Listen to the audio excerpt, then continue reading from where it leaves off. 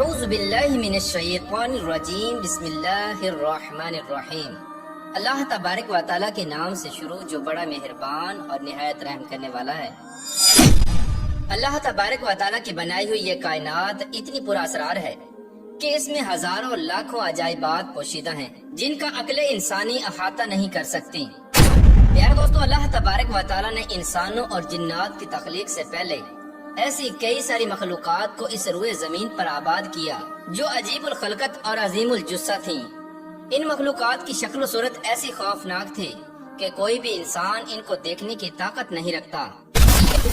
پیارے دوستو، آج کی اس ویڈیو میں ہم آپ کو کچھ ایسی مخلوقات کے بارے میں بتائیں گے جو حضرت آدم علیہ السلام اور جنات کی تخلیق سے پہلے اس روئے زمین پر راج کرتی تھیں۔ یہ مخلوقات کون کون سی ہیں اور ان کی شکل و صورت کیسی تھی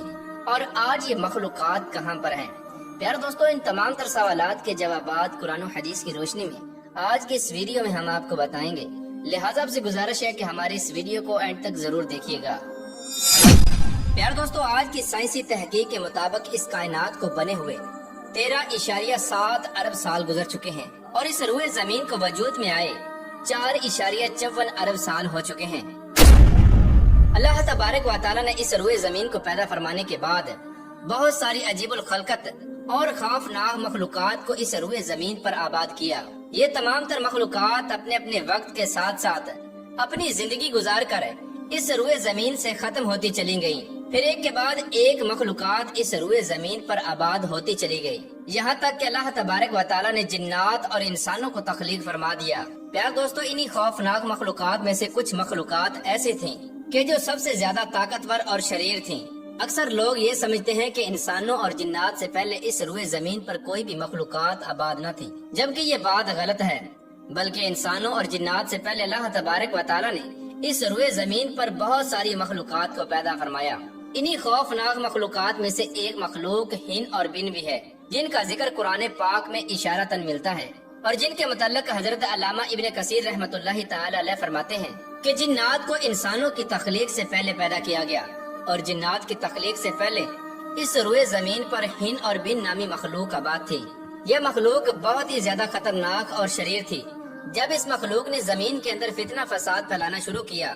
تو اللہ تبارک و تعالیٰ نے جنات کو پیدا کیا اور جنات کو اس مخلوق پر مسلط کر دیا، اور جنات نے ہن اور بن نامی مخلوق کو مار مار کر قتل کر دیا، اور جو باقی مخلوق بچ گئی ان کو مار مار کر اس روئے زمین سے بھگا دیا۔ اس طرح جنات اس روئے زمین پر ہن اور بن مخلوق کے بعد آباد ہو گئے۔ لہٰذا اس بات سے پتہ چلتا ہے کہ جنات سے پہلے بھی اس روئے زمین پر بہت ساری مخلوقات آباد تھی، جیسا کہ اس بات کی طرف اشارہ کرتے ہوئے اللہ تبارک و تعالیٰ قرآن پاک میں ارشاد فرماتا ہے، اور جب تیرے رب عز و جل نے فرشتوں سے کہا کہ میں زمین کے اندر اپنا نائب یعنی خلیفہ بنانے والا ہوں، تو اس روئے زمین پر ایسی مخلوق کو خلیفہ بنانے والا ہے جو اس روئے زمین پر فتنہ فساد کرے گی اور قتل و غارت کرے گی۔ پیارے دوستو، فرشتوں نے اللہ تبارک و تعالیٰ کے حضور یہ بات اسی لیے کہی کیونکہ فرشتے اس سے پہلے زمین کے اندر فتنہ فساد دیکھ چکے تھے کہ کس طرح ہن اور بن نے زمین کے اندر فتنہ فساد پھیلایا اور جنات نے آ کر ان کو قتل کر دیا۔ لہٰذا اسی وجہ سے فرشتوں نے اللہ تبارک و تعالیٰ کے حضور عرض کی کہ یا رب العالمین، اب تو ایسی مخلوق کو خلیفہ بنانے والا ہے جو اس کے بعد آ کر یہی سب کچھ کریں گے، یعنی فتنہ فساد اور قتل و غارت کریں گے۔ لہٰذا قرآن پاک کی یہ آیت بھی اس بات کی طرف اشارہ کرتی ہے کہ اس روئے زمین پر انسانوں اور جنات سے پہلے اور بھی بہت ساری مخلوقات آباد تھیں۔ حضرت عبداللہ ابن عمر رضی اللہ تعالی عنہ سے روایت ہے، وہ فرماتے ہیں کہ حضرت آدم علیہ السلام کے اس روئے زمین پر آنے سے 2000 سال پہلے اس روئے زمین پر ہن اور بن نامی مخلوق آباد تھیں۔ اس مخلوق نے زمین پر فتنہ فساد پھیلایا، ایک دوسرے کو قتل کیا اور ایک دوسرے کا خون بہایا، تو اللہ تبارک و تعالیٰ نے فرشتوں کا ایک لشکر بھیجا، اور ایک دوسری روایت کے مطابق اللہ تبارک و تعالیٰ نے جنات کو ان پر مسلط کر دیا، اور جنات اور فرشتوں نے مل کر ہن اور بن نامی مخلوق کو مار مار کر قتل کر دیا، اور اس کے بعد جنات اس روئے زمین پر آباد ہو گئے۔ حضرت ابن عباس اور حضرت ابن مسعود رضی اللہ تعالی عنہ سے بھی یہی روایت ہے کہ اس روئے زمین پر انسانوں اور جنات سے پہلے ہن اور بن نامی مخلوق آباد تھی، پھر اس کے بعد اس روئے زمین پر جنات آباد ہوئے، اور یہ جنات کئی سالوں تک اللہ تبارک و تعالیٰ کی عبادت کرتے رہے اور اس کی فرما برداری میں زندگی گزارتے رہے۔ لیکن جنات بھی وقت کے ساتھ ساتھ اللہ تبارک و تعالیٰ کی نافرمانیاں کرنے لگے اور جنات نے اس زمین پر قتل و غارت اور فسادات پھیلانا شروع کر دیے۔ تو اللہ تبارک و تعالیٰ نے ان کی طرف آسمان سے ایک فرشتے کو بھیجا جس کا نام یوسف تھا۔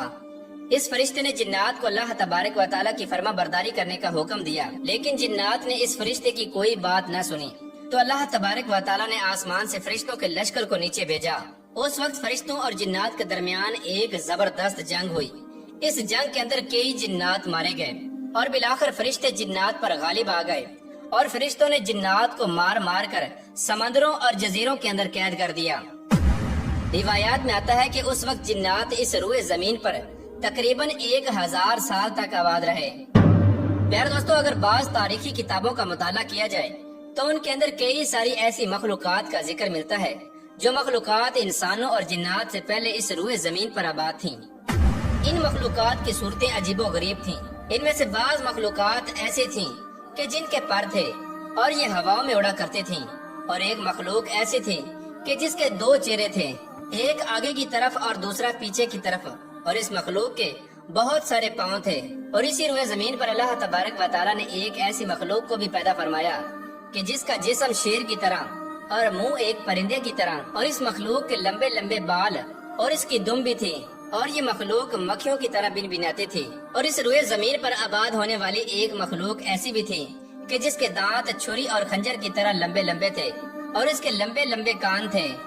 اس کے علاوہ ایسی بہت ساری عجیب الخلقت مخلوقات کا تذکرہ تاریخ کی بہت ساری کتابوں میں ملتا ہے، جن کو اللہ تبارک و تعالیٰ نے انسانوں اور جنات سے پہلے اس روئے زمین پر آباد کیا، اور پھر اپنے اپنے وقت کے ساتھ ساتھ یہ تمام تر مخلوقات ختم ہوتی چلی گئی۔ حضرت عمر رضی اللہ تعالی عنہ بیان فرماتے ہیں کہ اس روئے زمین پر 1020 مخلوقات آباد تھیں، جن میں سے تقریباً 420 مخلوقات سطح سمندر پر آباد تھیں اور باقی مخلوقات سمندر کے اندر رہتی تھیں۔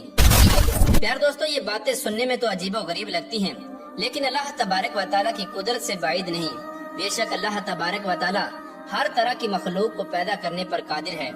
اللہ تبارک و تعالیٰ سے دعا ہے کہ اللہ تبارک و تعالیٰ ہمیں اپنی فرما برداری کے اندر زندگی گزارنے کی توفیق عطا فرمائے اور نیک اعمال کرنے کی توفیق عطا فرمائے۔